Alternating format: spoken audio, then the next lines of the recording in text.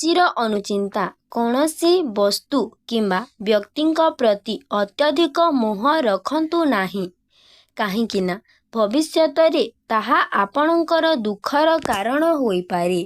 ନିଜ ବାପା ମାଆଙ୍କୁ କେବେ ହେଲେ ଭାଗ କରିବେ ନାହିଁ, କାରଣ ସେମାନେ ଆମର ସମ୍ପତ୍ତି ନୁହନ୍ତି। ସେମାନେ ତ ଆମମାନଙ୍କୁ ଗଢ଼ିଥିବା ଦେବତା।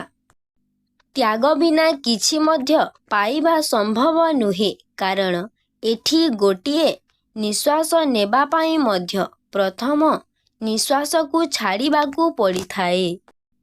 ଏହା ନିଶ୍ଚୟ ମନେ ରଖନ୍ତୁ ଯେ ଅର୍ଥ ମଣିଷର କୌଣସି ବି ଅବସ୍ଥିତି ପରିବର୍ତ୍ତନ କରିପାରିଲେ ବି ନିଜ ସ୍ୱଭାବର ପରିବର୍ତ୍ତନ କେବେହେଲେ କରିପାରେ ନାହିଁ। ଗୋଟିଏ ପୁରୁଷର ଖୁସି କେବଳ ତା'ର ଜନ୍ମଦିନରେ ପାଳନ କରାଯାଏ, ନହେଲେ ସାରା ଜୀବନ ତା'ର ପରିଶ୍ରମ କରି ପରିବାର ପାଇଁ ବିତିଯାଏ।